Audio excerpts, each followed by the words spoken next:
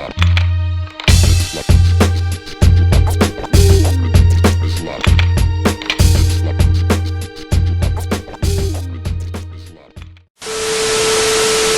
brother here, myself, all of us were born with our hair like this, and we just wear it like this because it's natural, because the reason for it, you might say, is like a new awareness among black people that their own natural appearance, physical appearance, is beautiful and is pleasing to them.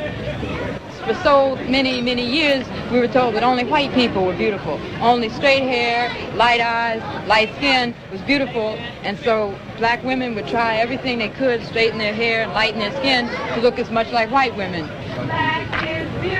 But this has changed because black people are aware. And white people are aware of it too because white people now want natural wigs. They want wigs like this. Dig it? Hi, my name is Irachi, and today I will be reading my poem called My Freedom. My freedom makes me happy to enjoy the little things in life that I have, like my family is on my side through the good and bad times. It's this happiness that nobody can take away from. My family loves me and I love them too. Their love makes me feel free like a bird flying high in the sky. This is my poem. I hope you enjoyed and thank you. And that's what this is about, intimidation. Why can't we fix it and make a dialogue instead of that happening? Why don't they come and walk with us? You can't keep telling these guys, be quiet, don't curse, pull your pants up, this, that, and the other. This is their everyday life, and they mad. They're mad. I'm mad. We should all be mad, man. We should all be angry because of what's going on right now. Hi, my name is Elise, and I want to just say thank you, Mr. Reggie, for assigning this for us today. And this, I think, is like a little challenge or something. This assignment, let's say, just assignment, is about, like, let's say you give a pencil to one person, they start doing like a poem, a rap, whatever you're trying to do. But mine is gonna have like a little meaning to this, and it's gonna be like Black Lives Do Matter by Maya Angelou. You may write me down in history with your bitter, twisted lies. You may trod me in the dirt, but still, like dust, I'll rise. Does my sassiness accept you? Why are you beasted with gloom? 'Cause I walk like I have got oil wells pumping in my living room. Just like moons and suns with the certainly tides. Just like hope springing high, still I'll rise. Did you want to see me broken? Bowed head and lowered eyes. Shoulder falling down like teardrops, weakened by my soulful cries. Does my haughtiness offend you? Don't you take it awful hard? 'Cause I laugh like I got my gold mines digging in my own backyard. You may shoot me with your words. You may cut me with your eyes. You may kill me with your hatefulness.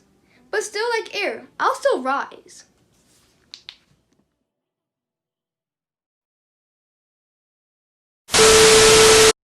And then you ask me, whether I approve of violence. I mean, that just doesn't make any sense at all. Whether I approve of guns. I grew up in Birmingham, Alabama. Some very, very good friends of mine were killed by bombs that were planted by racists. I remember from the time I was very small, I remember the sounds of bombs exploding across the street, our house shaking. I remember my father having to have guns at his disposal at all times because of the fact that at any moment we might expect to be attacked. The man who was at that time in complete control of the city government, his name was Bull Connor, would often get on the radio and make statements like, niggers have moved into a white neighborhood, we better expect some bloodshed tonight. And sure enough, there would be bloodshed. After the 4 young girls who one of them lived next door to me. I was very good friends with the sister of another one.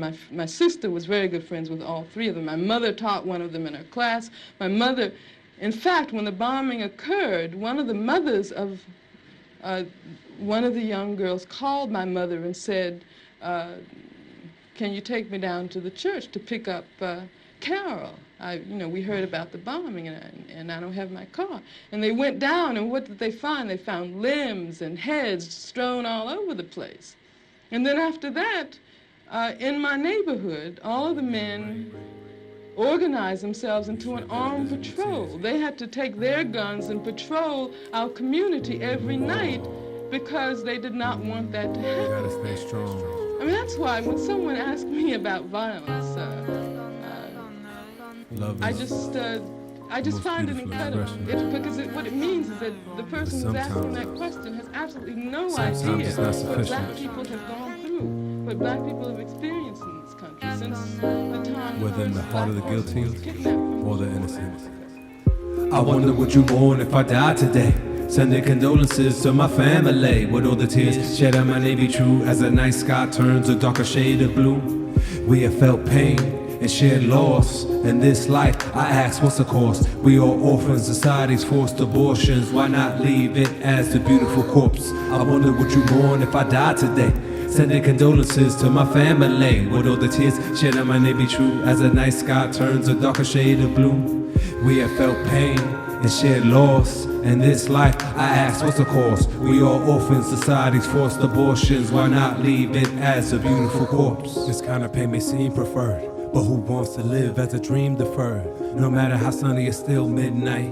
When you smile in order to hide the tears inside. Who wants to see a black man cry? They'd rather see you in jail before you take your last breath and die. We are abandoned children kidnapped from oceans across, presently looking out at a burning cross. I can't breathe from the chokehold place systemically. The blacker the berry, the more bitter the truth. The system rather have your neck in a noose, or a slave who excuse his family views. Without history and culture, what's left of the loose? I wanna escape this overwhelming depression, but it continues to bleed like an open infection. I need a remedy because this loneliness suffocates. It's getting harder to hope that this feeling will fade away. There's no reason to hide or even hesitate. I write this letter to apologize for being weak. This isn't for attention, but to finally be released. I feel like a hindrance and each breath a burden. Admitting my faults and accepting the bittersweet. It's a long haze of night. Now it's time to rest in peace. I wonder what you want if I die today. Sending condolences to my family. With all the tears shed, I might be true. As a nice gimme, push, step, crush.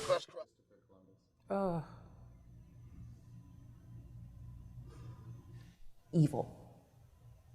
Pure evil.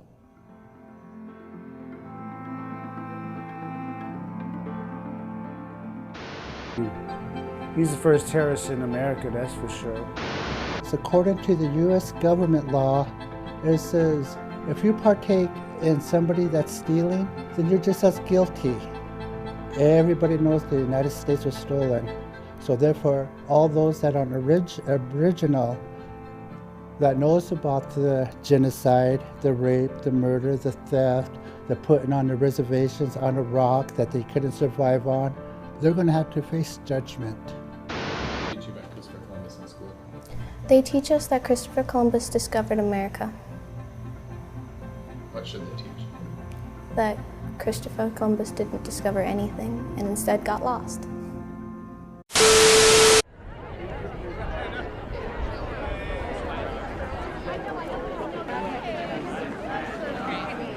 We are here not just for Ravi Rag Beer, but for the hundreds, for the thousands of people who go into that building every day thinking that it might be their last in the United States, who think that the day is going to be their last stop on their journey as Americans. This is like the Katrina that is going to overtake any wall that is going to be built, because this seed that is love is going to make that change. But there are hundreds of people going in there at the moment. We need to protect them. We need to protect each other. My name is Hannah Hernandez, and today I'll be reading my poem called Immigrants.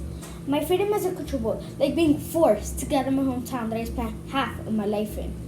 Because the president does not want immigrants here.